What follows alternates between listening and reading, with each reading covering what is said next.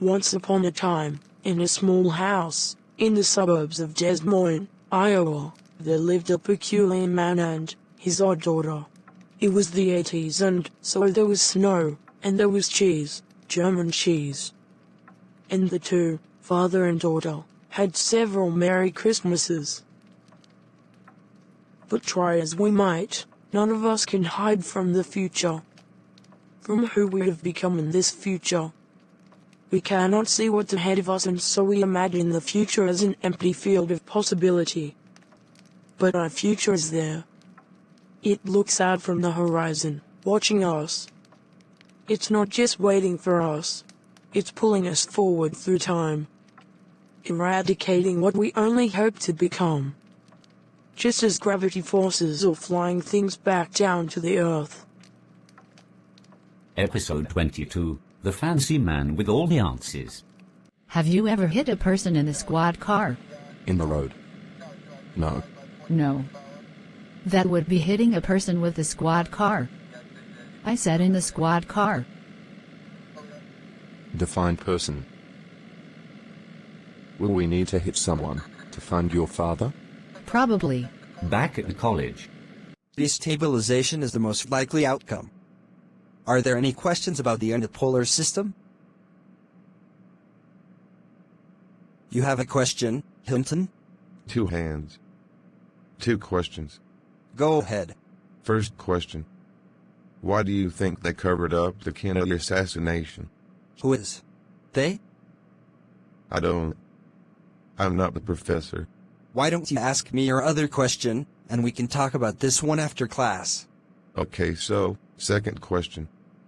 Would you say the Red Dawn for the Americans is the Bible for understanding contemporary Russian foreign policy? Well, neither. For one thing, both are about the Soviet Union and take place in the 1980s. Oh, the Dark Ages. The Dark Ages is a term used to refer to the early Middle Ages. Coined in all probability by a 14th century Italian scholar that my AI software prevents me from properly pronouncing. Nope. I read a Facebook post about it. The 1980s and the 1990s were the Dark Ages because that book Handmaid's Tale was how everyone lived. And no one was allowed to speak or eat salami without asking a priest for their blessing. Let's hold these questions and next week, we can start off talking about sources. How to find and how to evaluate sources. Do you have a question too? Yes. But don't worry. I don't get my news from Facebook. Oh, that's good. Yeah. I get all my news from TikTok. Anyway, I wanted to talk to you about grad school. Don't do it. I'm going to do it. I've been inspired. I just need a letter of reference. Did I inspire you? No. You work at a dinner. I was inspired by the film Wonder Boys. I want to smoke pot all day and sleep with the chancellor. Well, that's not really what academia is like. But at least I didn't inspire you. So, sure. I'll write a letter for you. Thank you, Professor Chad. I haven't really learned anything in your class. But you'd teach me that if you're always kind to people and reason, you're gonna end up in the hospital. Across town. There he is. Should I ram him with the cruiser? No. We need him alive. It's you. Turns out, prison couldn't hold me. I never called the cops on you. I don't do cops. I was going to do business with you. I was going to. Right now, you're talking. But I don't need a talker. I need a listener. Understand? I understand. I'm listening. I won't say a word. I'll listen. Where is my dad?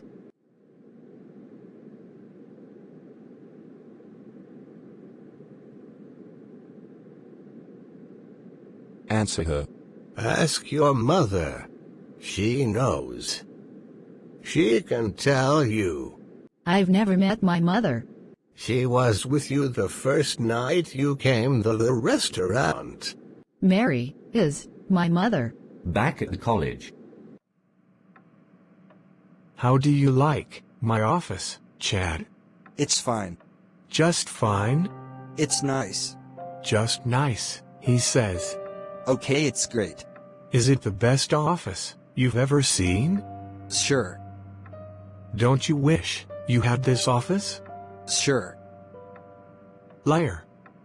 You would do anything to have this office. You would give your soul for my office. You would tolerate any manner of debasement to have this incredible office. I would Say it. do anything to have this office. You'll never have this office. You'll never have any office. Do you know why?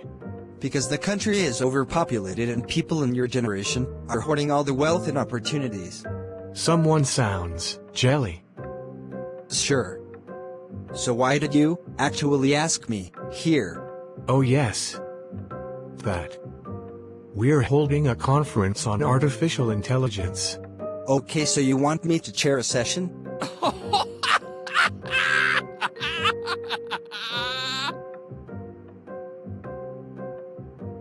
No. You are an adjunct. We need you to empty the trash and serve drinks. Okay, is that all? I have to meet a student. You may go. Back at Mary's hideout. I just can't believe it. Do you think he was telling the truth? You mean, would my own mother befriend me? Act like a stranger? And then try to have me sent to prison for life? Probably. What if she did the same thing to my father?